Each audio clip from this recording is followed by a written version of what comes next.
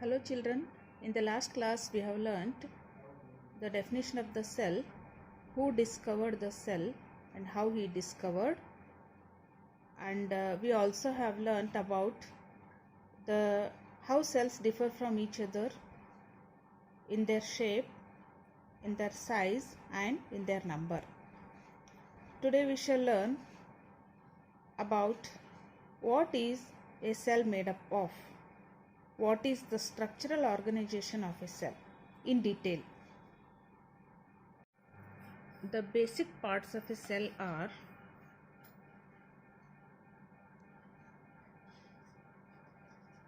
the basic parts of a cell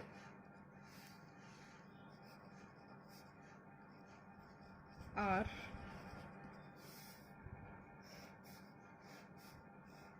a cell has three basic parts. The first one is cell membrane.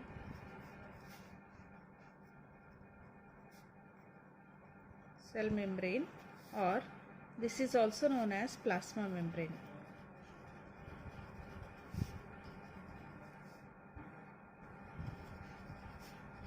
Cell membrane or plasma membrane. The second one is cytoplasm.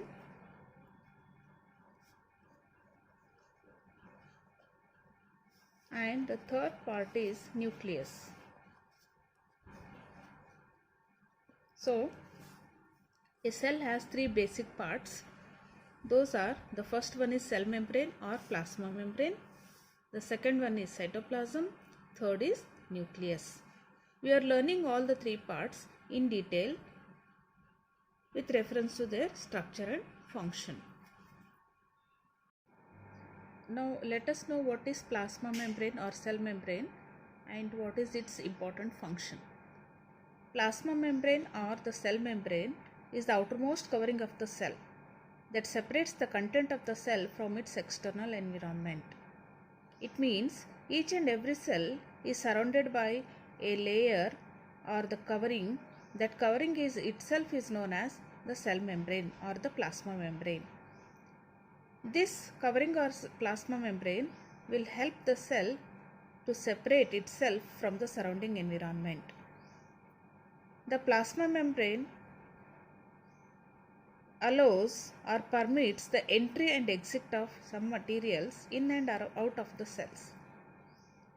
The other important function of the plasma membrane is it permits or allows the entry and exit of many materials inside and outside the cell. Why the cell requires the things like water and nutrients? Each and every cell requires certain materials like water and nutrients, the supply of oxygen, because each and every cell is a place of metabolic activities. So the cell has to get the material supply, and this movement of material is possible only through the plasma membrane.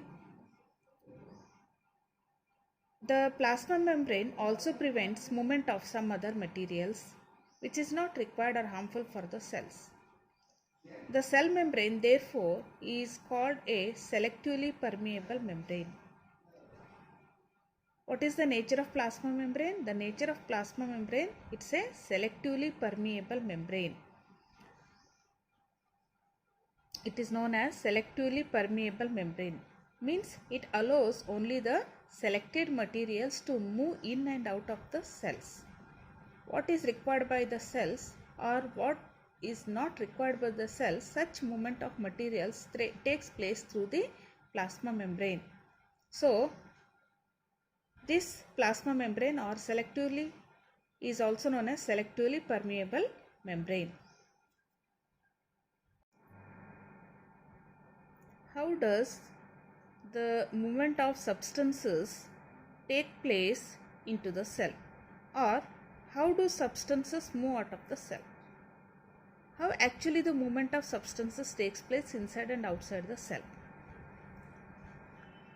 The movement of substances takes place inside and outside the cell with the simple process. That process is nothing but diffusion. Let's know the definition of diffusion.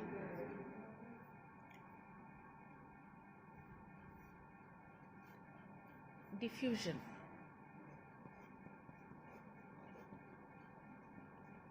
What do you mean by diffusion? Diffusion is nothing but it is the spontaneous movement. It is the spontaneous movement of a substance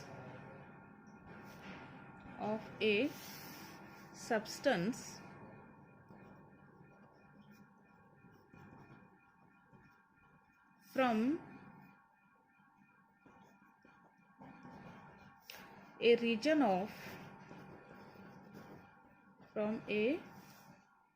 region of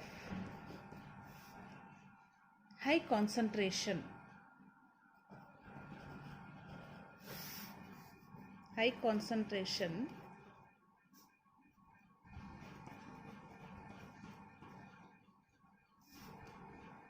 to a region of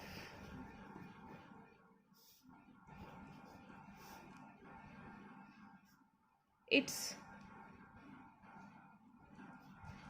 low concentration.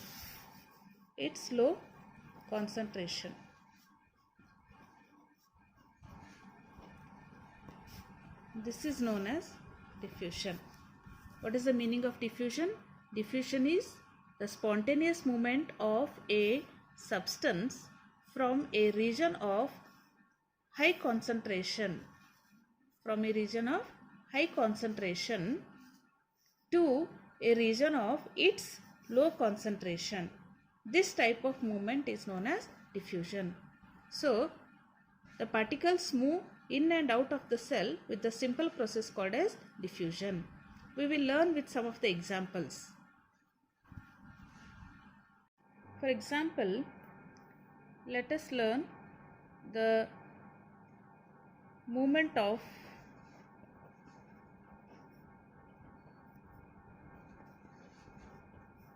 oxygen and carbon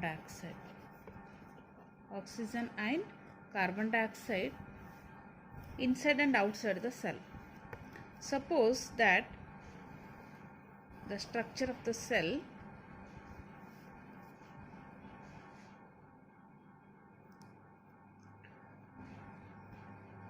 here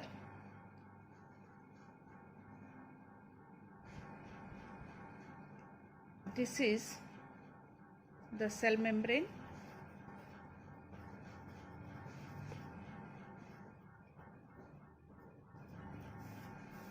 This is the nucleus.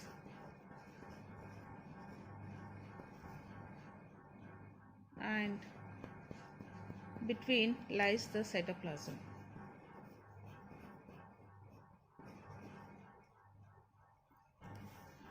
How actually the exchange of oxygen and carbon dioxide takes place? Suppose that we say outside the cell is nothing but the environment. So, we know that the concentration of oxygen will be higher or more outside the cell than the amount of oxygen inside the cell. So, we have learnt the process of diffusion. Means in the diffusion the particles move from its higher concentration to its lower concentration. So, as the concentration of oxygen will be more in the environment, the movement of oxygen takes place from the environment to the cell, from the outside of the cell to the inside of the cell. At the same time, the carbon dioxide produced inside the cell is a waste material. It has to be removed or expelled. And the carbon dioxide produced inside the cell is always higher in concentration than the carbon dioxide found outside the cell. This is the reason the carbon dioxide moves outside the cell from the inside. This is how the movement of oxygen and carbon dioxide takes place with the simple diffusion.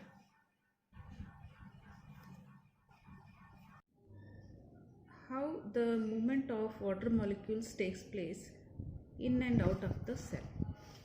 The movement of water molecules also follow the same method, but the movement of water molecules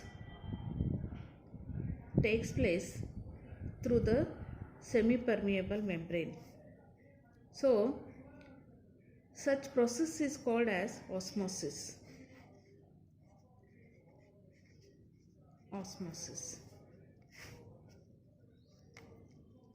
The movement of water molecules inside and outside the cell is carried by the process called as osmosis. What is osmosis? Osmosis is nothing but the movement of water molecules, the movement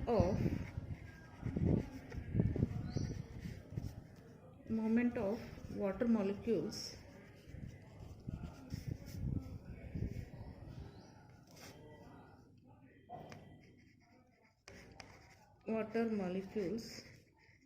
from its higher concentration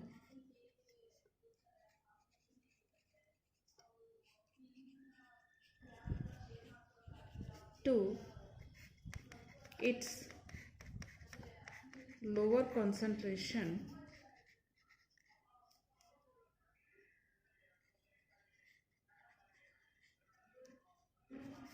through a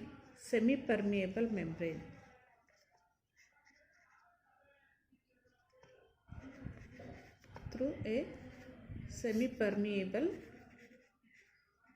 membrane.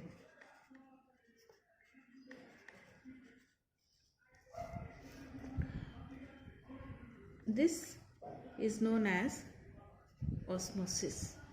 Osmosis is similar to the diffusion, where in the diffusion the movement of particles or molecules takes place from the region of its higher concentration to its lower concentration. It is also similar with the diffusion, but this osmosis refers to the movement of water molecules from the region of its higher concentration to its lower concentration through a semi-permeable membrane. The semi-permeable membrane is nothing but the cell membrane or the outermost membrane of the cell is nothing but the semi-permeable membrane. This is how the water molecules move in and out of the cell. So, the osmosis is also regulated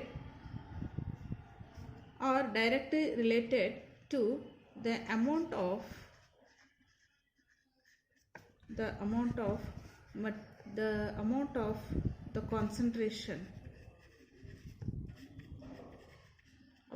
concentration of water.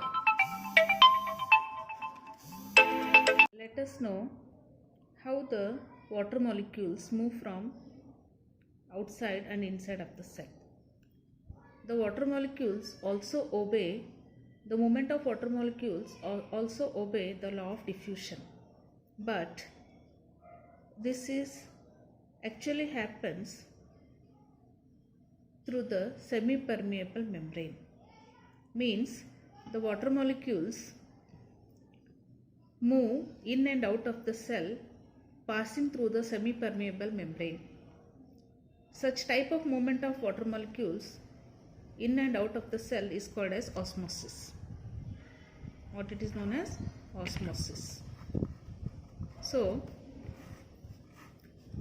the movement of water molecules in and out of the cell is carried by the special type of diffusion that is called as osmosis. So, what is osmosis? Osmosis is the process of movement of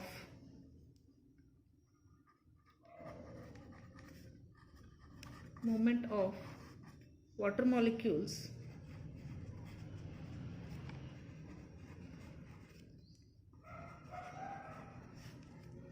from the region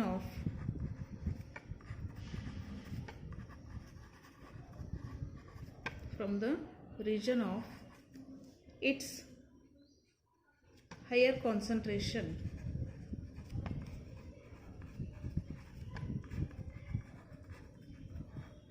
to the lower concentration.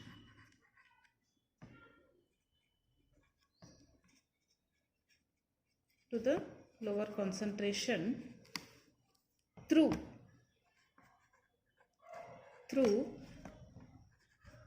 a semi-permeable membrane. Through a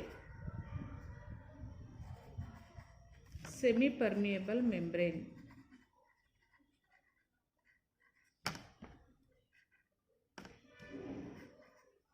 Through a semi-permeable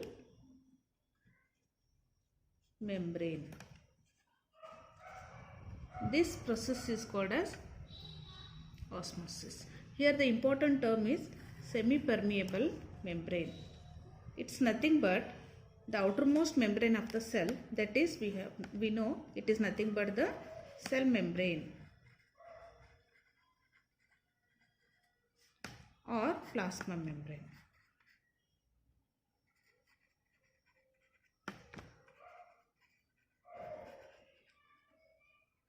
So this is what the definition of osmosis. Osmosis is nothing but it follows the rules of diffusion, but the only difference is here the movement of particles of water molecules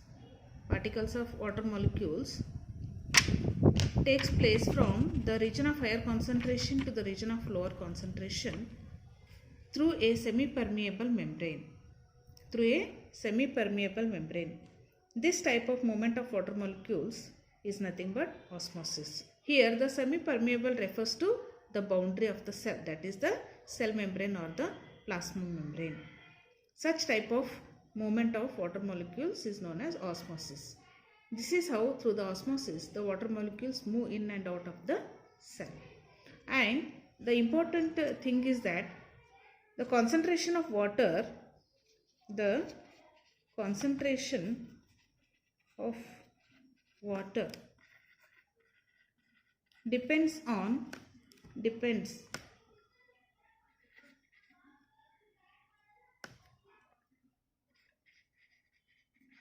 depends upon the amount of material dissolved in it.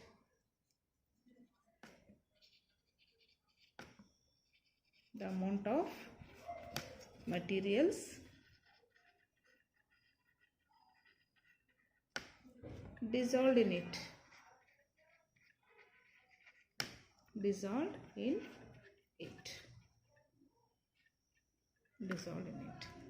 What does it mean?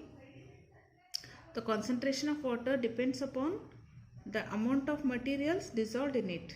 It means if more materials are dissolved in water, then we can say the concentration of water is less in such type of solutions. If less amount of material is dissolved in any solution, then we can say such solution has more water concentration. So this is how, based on the amount of substances dissolved in water, the solutions can be divided into three types. There are three types of solutions based on the amount of substance dissolved in it. The types of solution.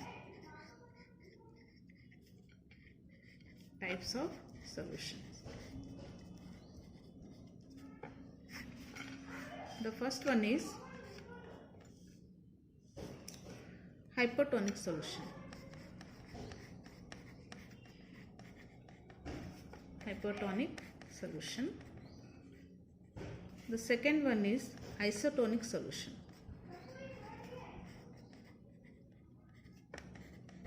Isotonic solution. The third one is hypertonic solution. Hypertonic solution.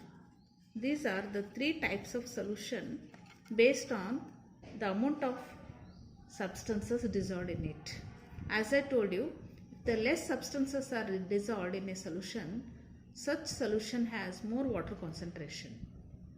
On the other hand, if more substances are dissolved in a solution, then such a solution has less water concentration in it. Based on that, there are three types of solution: hypotonic solution, isotonic solution and hypertonic solution.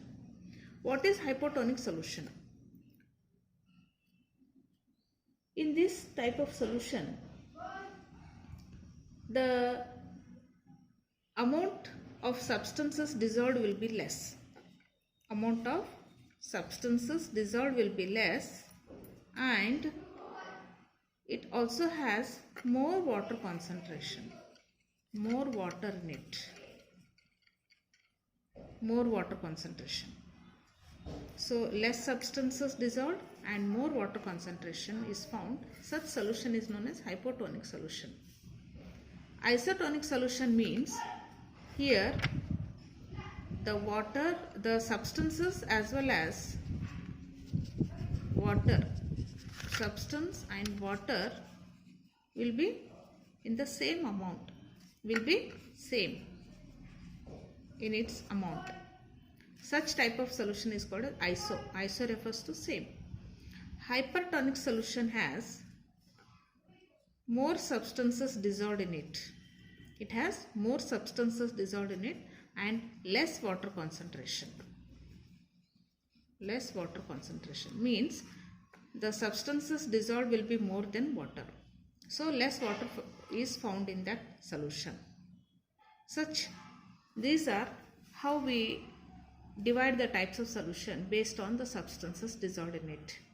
So the osmosis is depending on the type of the solution. What happens if the solution is hypotonic, isotonic or hypertonic? How actually they differ?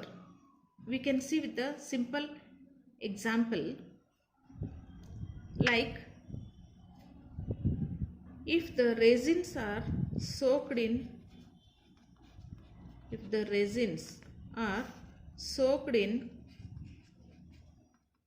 example, if the resins are soaked in the hypotonic solution, what result it gives? In the hypotonic solution, if the resins are dissolved, we know the hypotonic solution has more water concentration. If the resins are kept in the hypotonic solution, obviously the water moves inside the resins and the resins swell up in the size. They increase in the size. It's because the water molecules are moving from its higher concentration to its lower concentration. The water found inside the resins will be less than the amount of water found in the hypotonic solution. So the resins swell up. What happens if they are kept in the isotonic solution? In the isotonic solution, we have discussed that both substances and water concentration will be same. So there will be no change in the size of the resins. It remains the same, though the movement of water molecules will be taking place inside and outside, but there is no change in the size of the resins. What happens when the resins are kept in the hypertonic solutions? We know in the hypertonic solutions, more substances will be dissolved and less water concentration will be there. In such conditions, if the resins are put in the hypertonic solutions, then they will decrease they lose the water after some time. The resins will lose the water. The water from the resins come out. It is because we know that the water concentration outside the cell will be less than the water concentration found inside the cell. So obviously the water molecules move from the cell to outside the cell. This is because the resins will decrease in the size.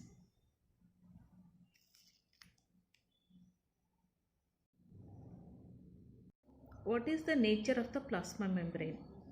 The nature of the plasma membrane is flexible.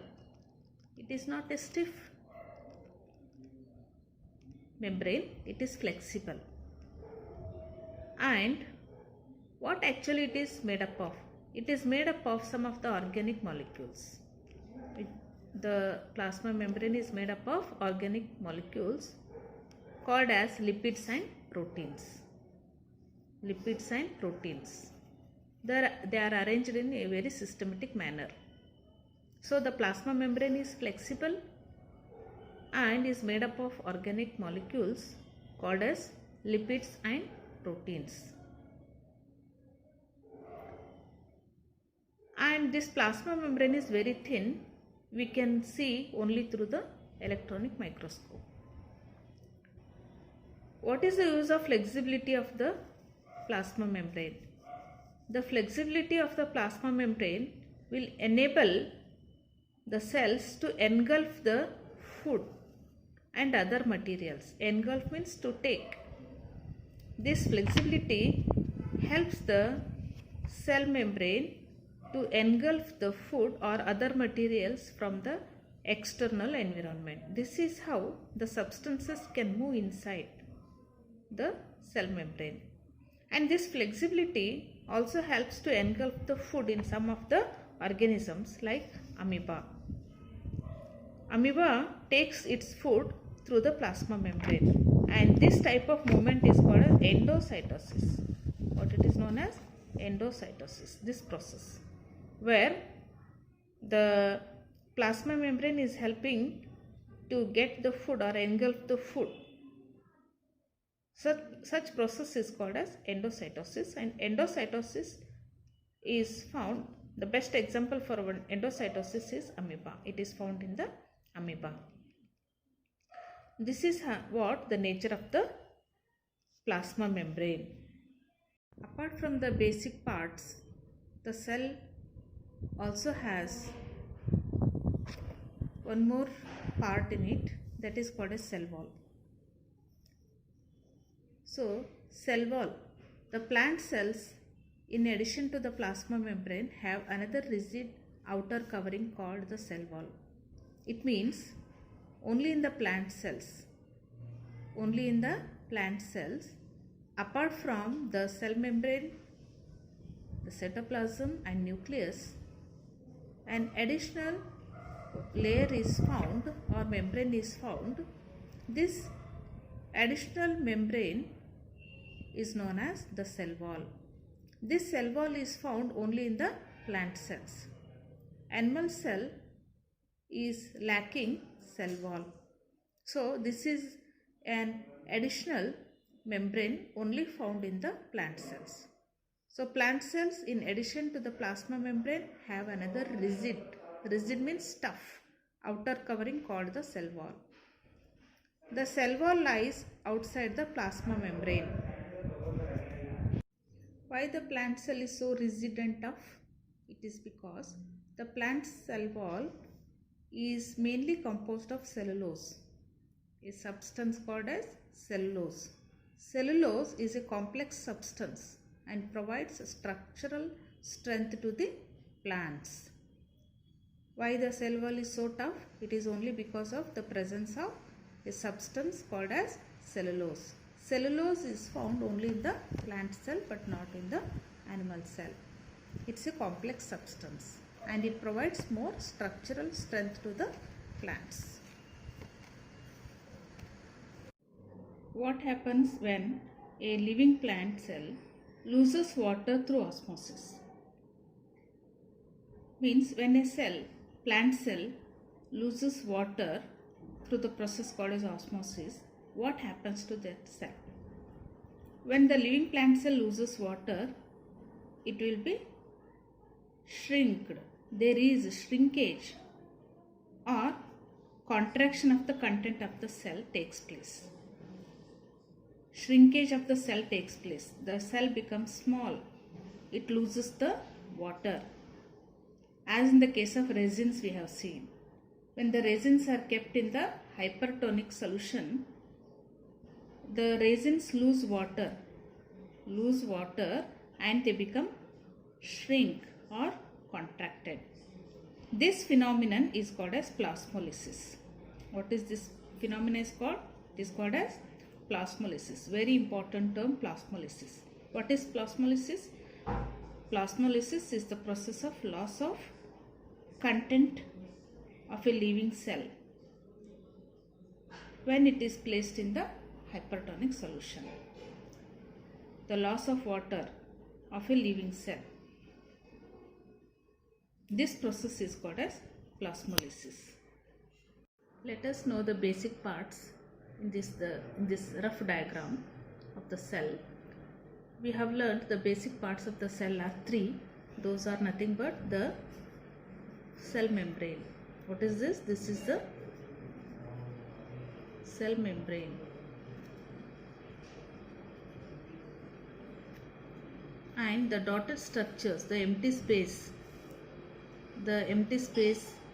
is nothing but the cytoplasm. And the rounded structure is nucleus.